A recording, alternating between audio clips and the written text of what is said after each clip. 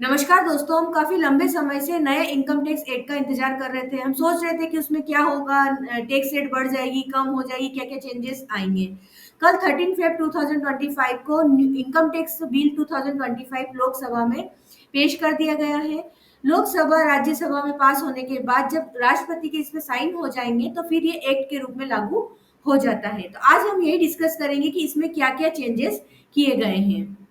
ये एक्ट आपका income tax act 2025 कहलाएगा। ये पूरे भारत में एक समान लागू होगा और ये कब से लागू होगा, तो 1 अप्रैल 2026 से लागू होगा। नया इनकम टैक्स एक्ट जो है उसको काफ़ी टैक्स लॉज़ को बहुत सिंपल कर दिया गया है। इसकी लैंग्वेज बहुत ही आसान है। इसको छोटा भी कर दिया गया है और इससे क्या होगा कि आपको समझने में बहुत आसानी होगी। मतलब जब आप टैक्स इनकम टैक्स एक्ट को पढ़ेंगे तो उसकी लैंग्वेज इतनी ईज़ी होगी कि आपको सभी चीज़ें आसानी से समझ में आ जाएगी। पहले जहाँ पर ये 823 पेजेस होते थे, वहाँ पर अब सिर्फ 622 पेजेस ही रह गए हैं। पहले 52 चैप्टर्स थे इसमें और अब 23 चैप्टर्स और 16 शेड्यूल है नए बिल में।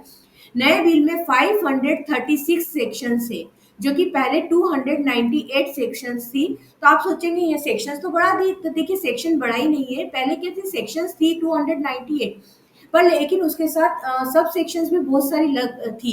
तो इसलिए वो अगर कुल मिला के अगर काउंट करें ना, तो वो 800 से भी ज़्यादा हो जाती थी। तो वहाँ पर अब हमारे सामने सिर्फ 536 सेक्शंस है। तो देखिए इससे क्या है, कुछ सेक्शंस जो कि यूज़ में नहीं आती थी, इररिलेवेंट थी, तो उन सब सेक्शंस को भी हटा दिया गया है।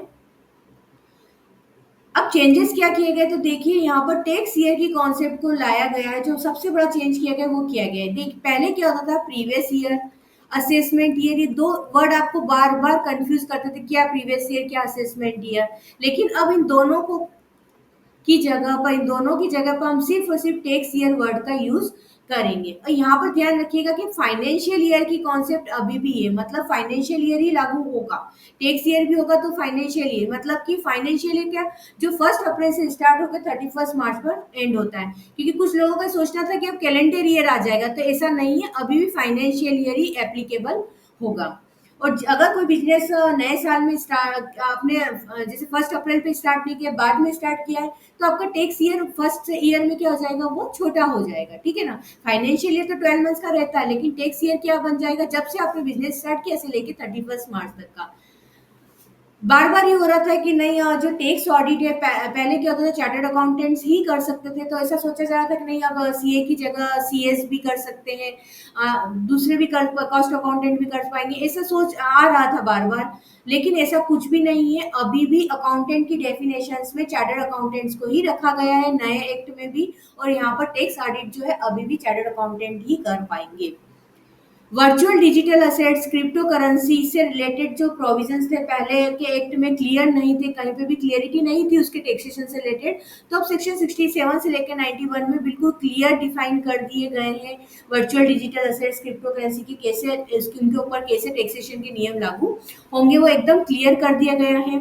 ऐसे ईसॉप जो मिलते हैं एम्प्लॉयज को, उनके लिए भी क्लियर प्रोविजन किए गए हैं।